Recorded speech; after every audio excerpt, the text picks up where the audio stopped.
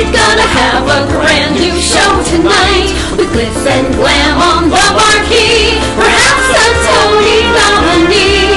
Stars beam brightly, see them glow. Sell out nightly, SRO. It's time to applaud the Broadway Beat. Stars beam brightly, see them glow in the footlights of a show. Life is sweet on the world's most famous street. Tickets, please. Take a seat Cue the band. and tap your feet to the rhythm of the Broadway Beat. The Broadway Beat. Broadway Beat. Hello, I'm Richard Ridge, and welcome to Broadway Beat, our weekly half-hour behind-the-scenes look at the very best of a New York theater on Broadway and beyond. This week we have a great show for you. We'll bring you a little celebration, some variety, and a film star's debut. Yes, Academy Award-winning actress Julia Roberts is making her Broadway debut in the revival of Richard Greenberg's poignant play 3 Days of Rain at the Bernard Jacobs Theater. Her co-stars are Paul Rudd and Bradley Cooper. We'll also bring you highlights from the recent Manhattan Association of Cabarets and Clubs 20th Annual MAC Awards, which are given for excellence in cabaret, jazz, and comedy. But we start things off at Tavern on the Green, where the company of the new Broadway play Festen toasted their opening night. The London production of Festen has just opened at the Music Box Theatre under the direction of Rufus Norris. The play, with the dramatization by David Eldridge, is based on the 1998 Danish film about a beloved patriarch played by Larry Brigman, who was celebrating his 60th birthday. Surrounding him is his wife, played by Ally McGraw, who's making her Broadway debut, his daughter, played by Juliana Margulies, his 2 sons, played by Michael Hayden and Jeremy Sisto, along with other family and friends. A family secret is divulged, and revelations and accusations tumble across the dinner table, making it a celebration that no one will forget. I have a speech I'd like to make about my father. I've written 2 speeches, actually.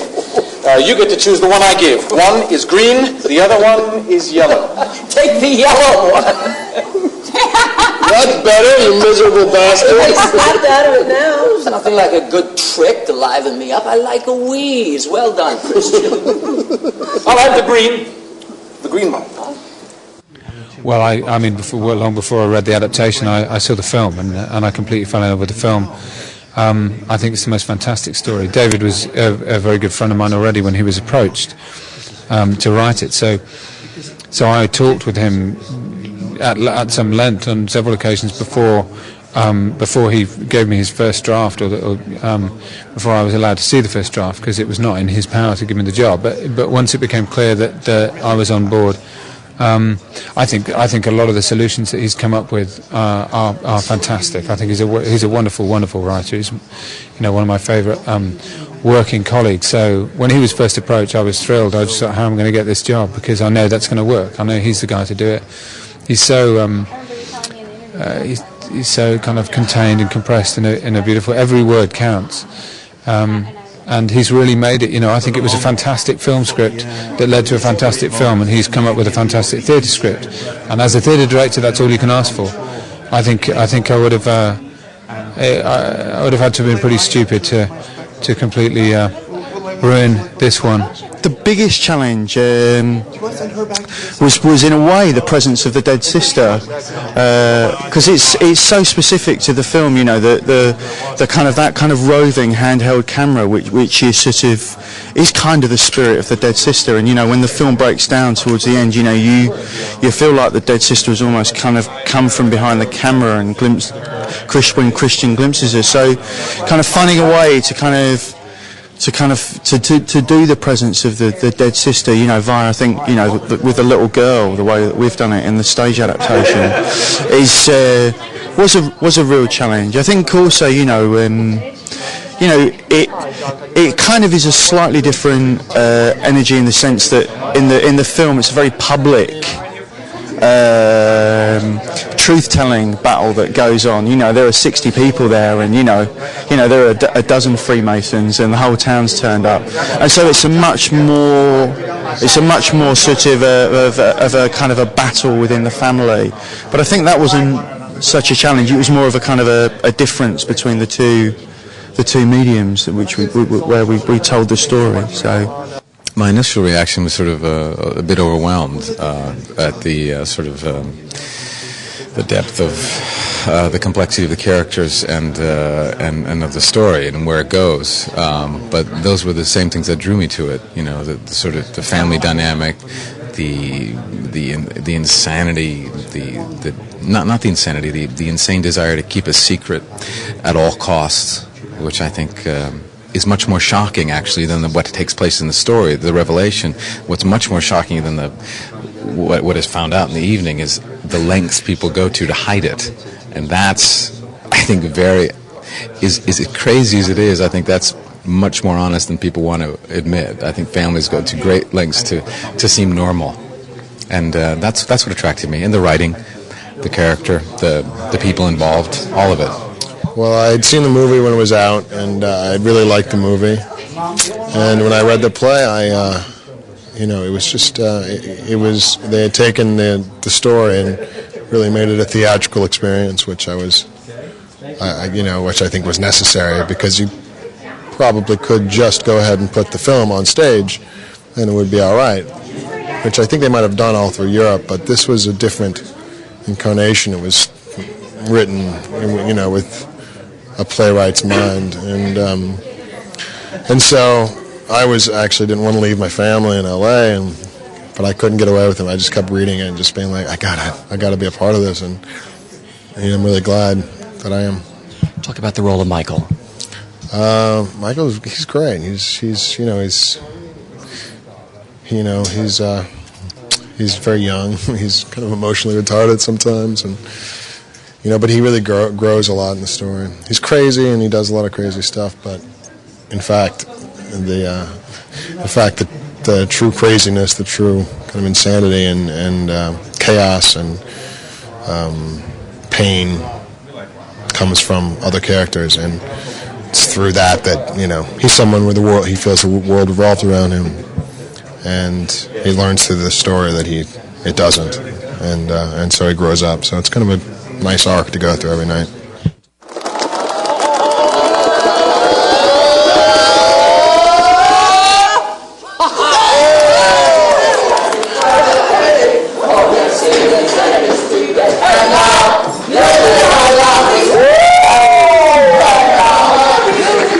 Well, I'd seen the film 5 years ago, whenever that was, and I was so taken by it, and I couldn't imagine it being done on stage. I just couldn't understand how they would do it on stage, and I was very intrigued. And when I met Rufus Norris, I met him in London last September, the director, I just walked out and said, I have to work with that man. He gets this material more than anyone I know, and I want to find out what that's going to be. So I'm so glad I did it. What's amazing about this production is it's so stripped down, so all you watch are all the emotions coming out of the people that are up there. Yeah, it's very minimalist. It's very bare. You can't have a lot of fancy stuff going on with a story like that, and that's what he's so good at. And the set designer, Ian McNeil, was so good at, is that they let the words carry the story rather than the set. And in doing so, they created this amazing. I think the way the set is and the lighting, it's like a Hopper painting. It's so beautiful to watch, and it's. We were just saying this before we went on tonight. All of us sitting around. It's been 2.5 months up till this point, and I can't imagine my life without these people in it. It's just such an incredible experience. We'll talk about the ensemble cast that Rubens has put together. You're all so remarkable. What was the process like during the rehearsals of putting this together?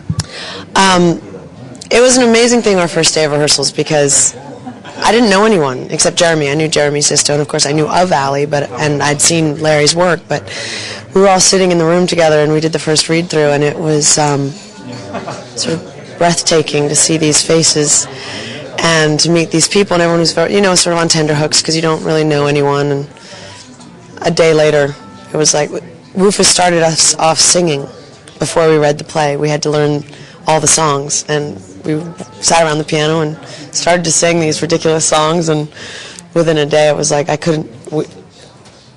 was a family. A messed up family, albeit, but I think, as I said before, I didn't particularly want to do it. It kind of shocked me, and I didn't really want to do it, but my agent talked me into doing it, so here I am. And the more I worked with it, I thought, yeah, I got a chance. I think there's a chance with it, yeah. Talk about the process of working with Rufus. What's great about this show is he stripped everything behind everybody, so you just focus on the human beings and everything you're all going through. Yeah, well, it's the same design team that they had in London, and that's the way they did it. Yeah, everything is isolated. I mean, we're doing it on a black stage, so you really see the actors. It's very theatrical. Working with Rufus was wonderful that he would let us do whatever we wanted to do. I always felt, and I've got to ask him sometime, if American actors confuse him a little bit the way we work as opposed to the way the British work. But he hung in there and let us do all of our stuff and slowly molded us around until he got us the way he wanted us. Also incorporating the stuff that we brought too. I understand this is a very different production from the London. I mean, it looks different. I don't mean the look of it, the physical look of it, but the actual playing of the play is a little bit different than it is in London. Some of the values are different and the relationships are different. When did it all come together for you? When were you really comfortable living in the skin of your character? What time during the process? Rehearsals or previews? I don't know that I have yet. Even I'm still there's still some things to figure out, and as to how to play this, the way to do the play. You know, there's still some places that are a little soft for me, and I hope it finally will. I'm sure it will. I'll learn how to do it if we run, and we'll have to see. Allie Juliana, right here, please, straight ahead. Irreal, unreal. You know, I keep saying this, but I don't know what it means to be on Broadway. I mean, I'm already stunned that I'm on a big public stage with 1,000 people watching. So I'm honored. That's how it feels. How did it come about for you, the play? It's very strange. I had met Bill Kenwright many years ago. He's the man who produced it in London, and we liked each other, and I guess he sort of thought at some point I might do something for him. This is a very long time ago. And then Dante De Loreto, who works for him in America, met my agent and asked what she was doing and who and blah, blah, and she mentioned my name, and he said, well, we're doing something that's kind of an interesting idea maybe for her. And there began this all before I knew about it in the late fall. And then, to my amazement, about 5 days before rehearsals started, they said, you know, would you be interested? I said, may I read the script and may I please meet the director? Because if he thinks he's going to be meeting the girl from Love Story, a hell of a long time has gone since then, right? So we met in New York, and I assumed I hadn't gotten the part, and I thought they were wonderful and couldn't wait to see it. And to my stunned amazement, I did get the part. It's all so weird, and 5 days later, here I am.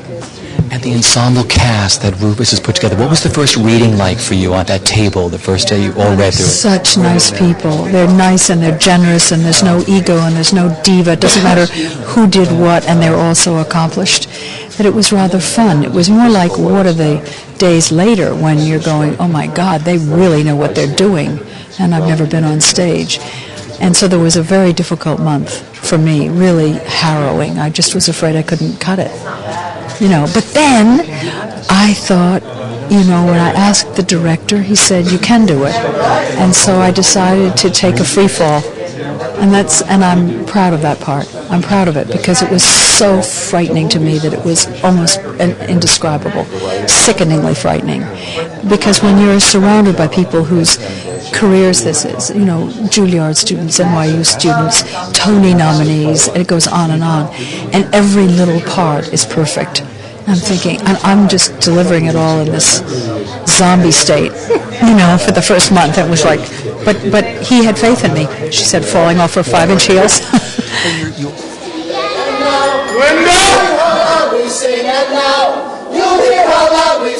Helga, today is your birthday.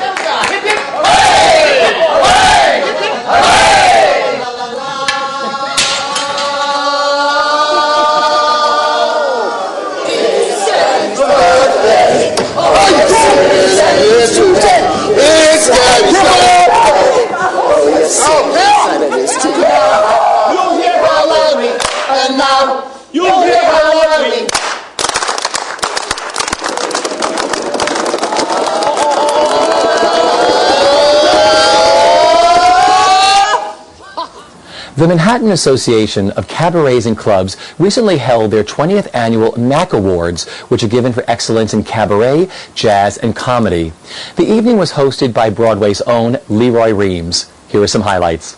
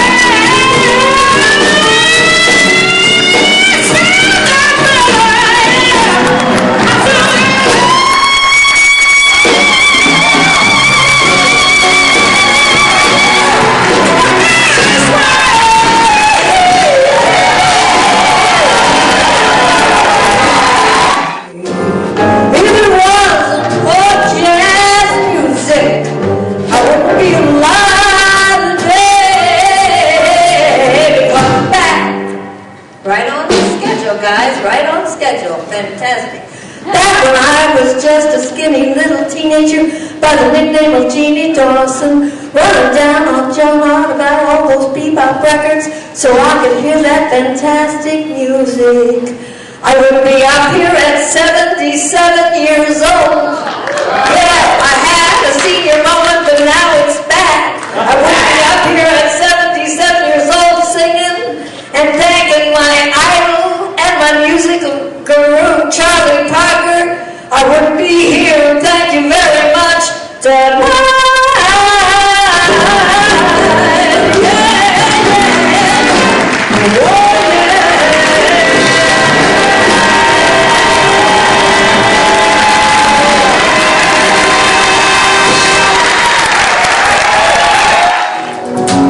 When the dishes done, the kids are gonna steer the whole round line. I close my eyes. Now I'm free. Down the hall comes a handsome man. He teaches me about my road trip and everything he heals it. When the kids, says, let me take you away from all of this.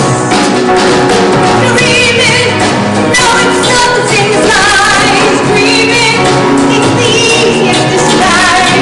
Dreaming, that there's love in your eyes. Me, I'm living, dreaming, it's the way to pass the time. Dreaming, everything will work out fine. Dreaming, it's the only thing that's mine. Me, I'm living dreams. Me, I'm living dreams. Me, I'm living in dreams.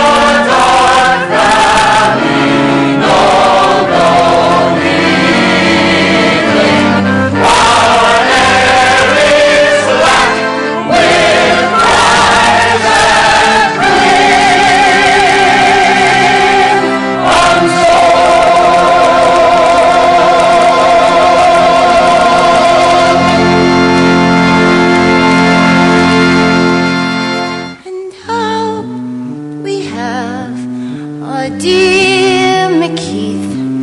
His life hangs by a hair. As long as he refused to yield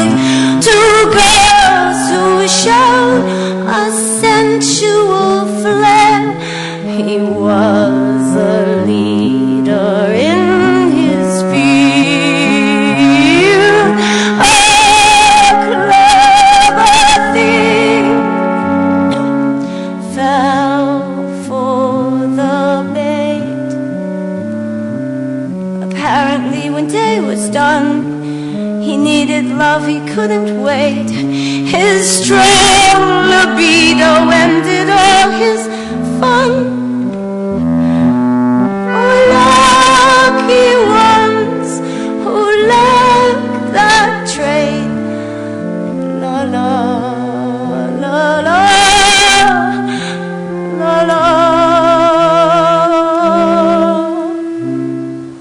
Julia Roberts, one of Hollywood's most beloved and popular actresses, is making her Broadway debut in the revival of Richard Greenberg's 3 Days of Rain at the Bernard Jacobs Theater.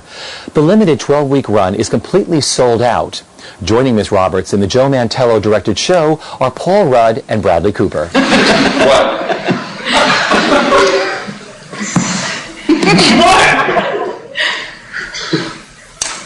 I watch you on that show.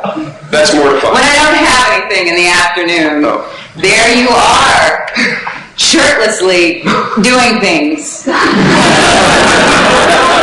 Are you ashamed of me? Ashamed. When you watch, does it make you... It makes me smile to see you. That's what I'll think of tomorrow when I'm taping. You enjoy it, don't you? I do. I really do. I mean, I really do. People recognize me. Well, Butte, anyway. And they treat me well. They give me things because of this ridiculous part. It's wild. I can't imagine it's much of a challenge. Well, you know, I think for a really great actor it wouldn't be, but for me it sort of is. I actually loved the words, and when I read the character that I was, you know, that they were interested in seeing me for, I just sort of felt a connection to it. And when that happens, you kind of, it's almost addictive. You can't get your mind. I couldn't stop thinking about, you know, sort of the way that Pip talked, one of the characters, and that was sort of, you know, I got bitten really hard by his writing at that point. Talk about the rehearsal process of the three of you in that room with Joe Mantello and what that was like. You know, he is one thing that one of the many things I've learned from him is just the idea of what process is, and he's so he just knows how to utilize time in a way that I never sort of even realized before. You know, where you think you want to be tomorrow, he realizes that that's going to be in 3 weeks, and really utilizing the structure of a rehearsal and a play. And you know, he's something else. And just talk about the ensemble, the three of you working together, and what that's been like. I kind of fell into a pot of gold with these two. I mean, you know, forget that they're great actors. I mean, just the people that they are. I mean, Julia, I'm blown away by her. You know, she is somebody to really look up to. And Paul Rudd is just, you know, I'm very lucky. You can't do this job, man. Of course you can. Don't tell me that anymore. Don't tell me that I can and then explain why I haven't done it. You're right. I let everybody down. I heard everybody. I never said that. I think I made the wrong choice. Sorry. God! Don't! Look! Come inside. We'll have breakfast or something. We'll talk. I can't go in there. What are you going to do? I don't know. I'll go someplace. Washington Square Park. And this? Look, I'll be fine, okay? Shit, I'm not here. This is nothing. You know, we didn't talk. How was the movie? What? Please. Don't settle. No, this will be fine. True. I mean, you know, it was really fun. It's a demanding play, and you know, as Richard Greenberg's, I'm such a huge fan of his, and a huge fan of this play. But it's so expansive in dialogue that to kind of do it justice requires a lot of emotion, so I think to counter some of the tragedy that's in it, we just had kind of joke fest all the time. Plus, it's I think within all of our personalities a little bit. Joe too, and you know, we take the play and what we're doing very seriously, but not ourselves too seriously. You know, Julia's new to this whole process of how the theater works. So what was it like guiding her along in that whole thing? Well, I didn't have to guide her in any. I mean, I was like, what is that? Following somebody blind in the forest or whatever that is, if I was trying to guide her. that was such an awkward, clunky thing I just said. Anyway, she's an actress and a great one. I mean, in her instincts and the way she approaches roles and relationships and dynamic, it's the same on stage. I mean, it's, you know, there are the technical things that are different in that you have to be heard, and a camera's not picking up everything. But what you're getting in touch with and dealing with is all the same stuff. So I've just continued to be absolutely amazed by her. She's so good and she's so normal. She's the only actor I've ever met that isn't neurotic. I don't know how that happened. And the best part of this journey so far has been what for you? It's been being given this opportunity to play two characters who are so tremendous and I love so much in a play that, I mean, this is one of my favorite plays I've ever read, and I just can't believe I'm in it. I just can't believe it. It was just a great opportunity, and I was up for the challenge and available, and a beautiful play and a great director, and these guys are fantastic, and it just all came together perfectly. Yeah. What about this script really? Well, it's just such a beautifully written play. Richard Greenberg is a magician. He's done this amazing thing, and it's a great inspiration, I think, for all three of us to try to make this play happen every night in the way that he wrote it. What did you think the secret about Theo is? I don't recall. But I think without him, I'll die. He wants things. That's true. Theo wants. Without him, I would probably... I know. I went to architecture school to kill time. I like to draw. Theo took me up. This house, we would never have this house. I know. It was the best thing for me. It was the best thing that happened. I know. I would die too.